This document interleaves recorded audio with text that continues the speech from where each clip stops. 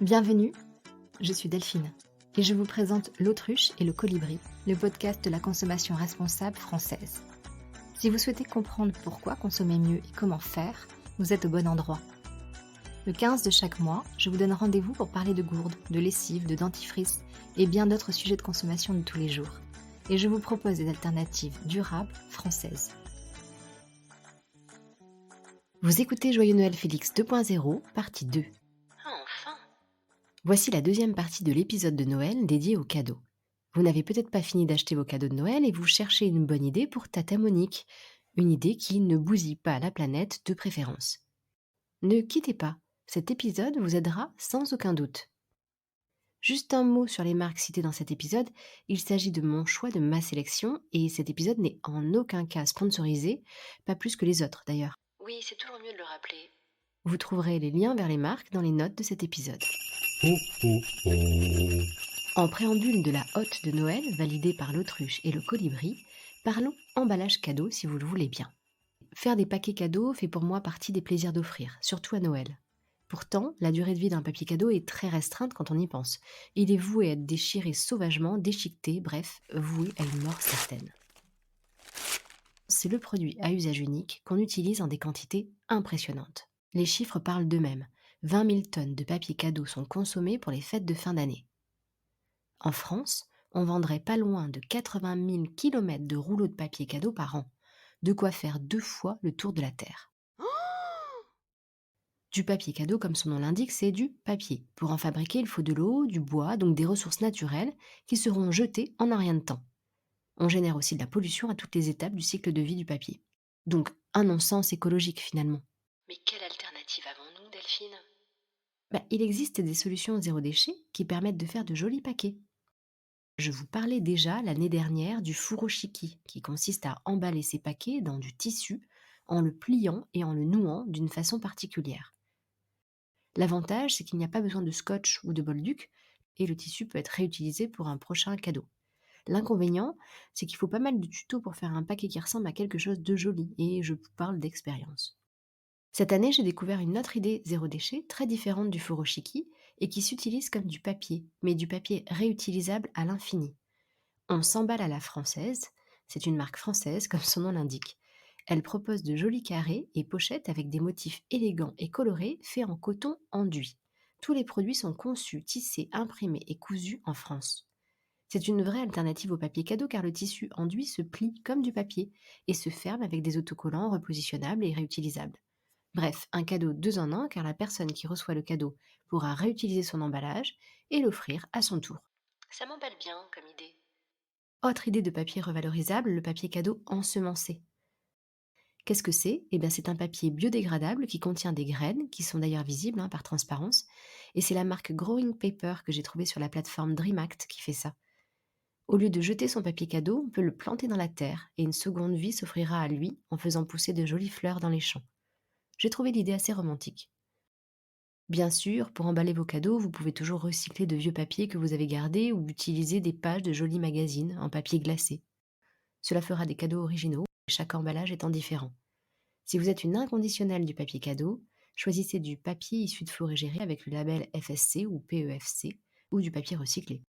Pensez au papier craft que vous pourrez décorer pour personnaliser encore plus vos cadeaux.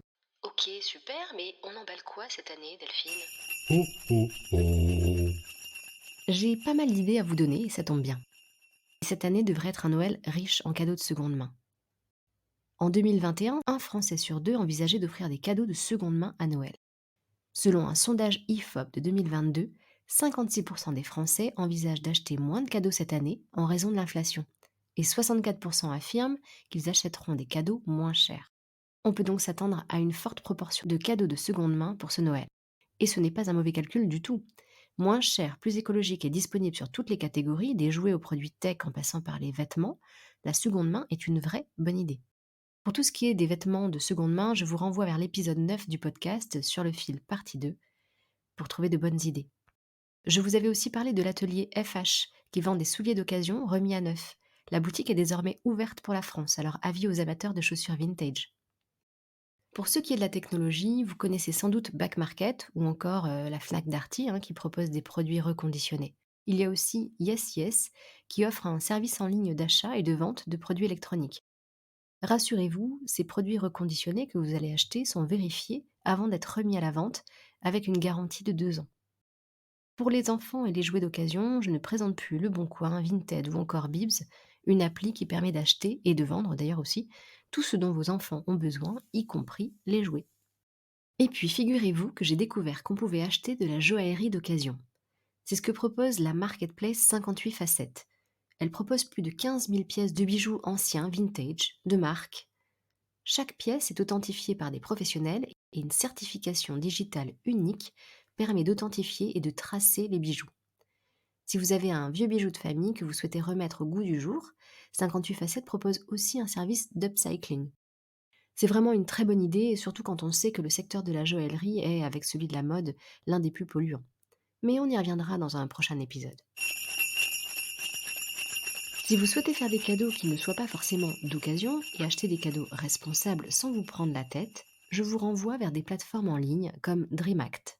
DreamAct, c'est une marketplace créée pour consommer mieux au quotidien. On y trouve des marques minutieusement sélectionnées pour leur caractère durable, écologique et responsable. Vous y trouverez des idées de cadeaux parmi des cosmétiques, des vêtements, du zéro déchet, de la seconde main et bien d'autres idées. Tout cela en étant sûr de faire un bon choix pour la planète avec beaucoup de produits fabriqués en France. D'ailleurs, pour ce Noël, je ne peux que vous encourager à acheter français et à plébisciter les petites boutiques de votre quartier ou de votre ville. Acheter local permet de soutenir vraiment les petits commerçants. Dans la catégorie enfants, plutôt que d'acheter des jeux en plastique made in China, je vous propose de découvrir une jolie marque adaptée aux enfants dès l'âge de 4 ans. Slowly propose entre autres des jeux de société sur la nature. Les jeux sensibilisent les enfants à la préservation de la nature des océans, à l'initiation au cycle des saisons, à la biodiversité, ou encore à la découverte des animaux sauvages. De la conception jusqu'à la fabrication, tout est fait en France, avec des matières durables, comme du bois massif du Jura, des encres végétales, du coton recyclé, et bien sûr le tout totalement zéro déchet. Une jolie idée de cadeau responsable pour nos bambins, pour les sensibiliser aux enjeux environnementaux. Alors une petite idée rigolote pour Noël que j'ai beaucoup appréciée et qui fait son petit effet au pied du sapin, ce sont les chaussettes dépareillées du Caméléon français. Alors, cette toute jeune marque fabrique des chaussettes originales et engagées, mais surtout dépareillées. On trouve différents modèles aux couleurs gaies sur le thème des vaches, de la jungle, avec des pois ou des graphismes urbains. Et mes chaussettes roulent jaunes à petits pois. Elles sont dessinées par des étudiants de l'école de design de Lyon et confectionnées en France avec du coton biologique comme matière principale. Dans les autres idées sympathiques que j'ai pu dénicher, il y a aussi des accessoires de papeterie et de maroquinerie en cuir végétal, fabriqués à la main par l'atelier de C. Des porte-monnaies, des trousses, des tapis de souris, de la petite maroquinerie, tout cela est fait avec des matériaux naturels qui viennent remplacer le cuir animal. Il s'agit du cuir de papier, une matière végétale composée de cellulose de bois issue de forêts durablement gérées, de latex et de pigments naturels. Ce cuir végétal a l'aspect du cuir et se patine avec le temps, et il est lavable et résistant à l'eau. Ah ouais, le cadeau idéal pour mes amis véganes. 66% des Français déclarent préférer offrir une carte cadeau à leurs proches plutôt qu'un cadeau de Noël physique. Ah oui, une carte cadeau, c'est super, ça, on se prend pas la tête, hein. Oui, une carte cadeau responsable qui plus est. C'est encore mieux. Ethique Cadeau a créé une carte qui donne accès à 3 millions de produits éco-responsables auprès d'un réseau de 1300 marques et enseignes qui sont sélectionnées selon des critères éthiques et environnementaux très stricts. La personne à qui vous offrez cette carte pourra se faire plaisir parmi un large choix de produits responsables. Mais elle pourra aussi reverser le montant de sa carte à diverses associations ou le dépenser pour faire des expériences ou des éco-gestes, comme apprendre un savoir-faire avec un artisan, investir dans des forêts françaises, parrainer une ruche. Bref, une carte cadeau pas comme les autres qui assure à la personne à qui vous l'offrez de faire un bon choix pour la planète. Offrir des expériences, des moments à passer ensemble, apprendre à faire quelque chose avec ses 10 doigts, je trouve que c'est vraiment une très jolie idée. C'est ce que propose Weekend Do. Plus de 1800 artisans sont répertoriés sur toute la France et la Belgique avec près de 4000 ateliers. Vous pouvez donc offrir des ateliers pour décorer de la vaisselle, pour créer des parfums, pour faire des bijoux ou encore des macarons. Là aussi, on peut offrir une carte cadeau simple d'usage et valable 2 ans. La personne à qui vous l'offrez pourra choisir l'activité de son choix à la date qui lui convient.